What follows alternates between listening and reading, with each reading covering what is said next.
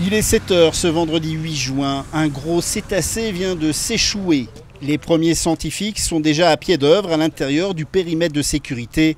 Une dizaine de journalistes sont autour pour glaner les premières informations. Les habitants, eux, sont dubitatifs en voyant le spécimen. J'étais surprise hier parce que j'ai vu ça sur Facebook et je me suis dit non, c'est pas possible, ils se foutent de nous, encore une info, machin. Et ce matin j'ai entendu Alpe 1 et des gens qui disaient ouais, on va aller le toucher, tout ça. Je me suis dit c'est pas possible. Donc j'ai vu ma copine à l'école, je lui ai dit on y va, on va voir. Bah, ça fait drôle, ça fait vraiment drôle. On s'attendait pas à un truc comme ça dans le lac.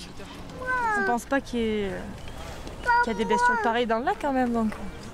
Ben, on ne s'attend pas, nous douce, à avoir une baleine, quoi. Je veux dire, on est quand même assez loin de la mer.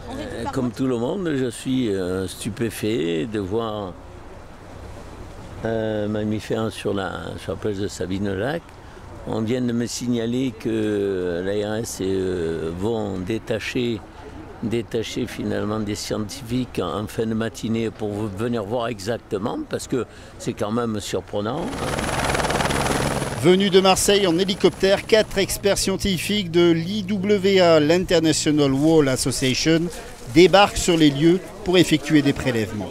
Il s'agirait, d'après les premières informations, d'un cachalot mâle d'une quinzaine d'années, faisant près de 15 mètres de long et 3 mètres de large. Sur la plage de Savines-le-Lac, le doute s'installe, l'imaginaire aussi. Ça fait mal au cœur parce qu'on voit que pour moi c'est un animal qui a souffert. Après c'est parce que je suis sensible à ce genre de choses, mais voilà, puis c'est pas trop normal et du coup oui voilà, ça fait mal au cœur pour l'animal, mais en même temps c'est exceptionnel quoi, c'est un truc qu'on verra qu'une fois dans notre vie, donc un peu triste et un peu peur aussi parce que on n'en voit jamais, surtout dans un lac où il n'y a pas d'eau salée, mais il reste le mystère à découvrir.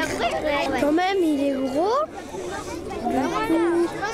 il y a un petit mystère, comment il a pu être ici, d'où il vient. Apparemment on a parlé avec certaines personnes à la fonte des glaces, mais bon, j'y crois pas trop, il faudrait qu'ils descendent carrément toute la rivière. Bon après rien n'est impossible. Là il est océanographe quoi, et il m'a dit probablement dans le temps, ici, c'était l'océan. Oui, c'était comme ça. Ah oui, mais c'est cool. Alors, ça explique un peu. Après 4 heures d'investigation, les scientifiques rendent leurs conclusions.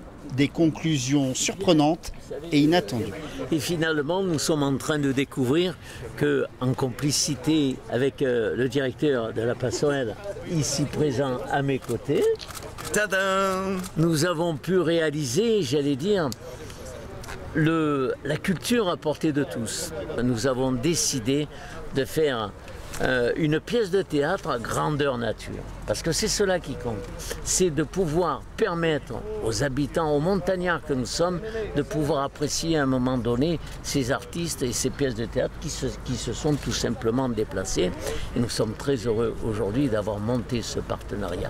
Car ça... Bien sûr, la culture, mais en même temps, ça a la symbolique pour notre territoire. Rappelez-vous, il y a encore quelques jours, on était à moins 48 mètres, le lac était quasiment très bas. Et bien aujourd'hui, à travers cette opération, on peut dire que oui, regardez, l'eau est là, le cachalot est arrivé, donc la saison vient de démarrer. Une illusion parfaite est menée de main de maître par le collectif belge Captain Boomer.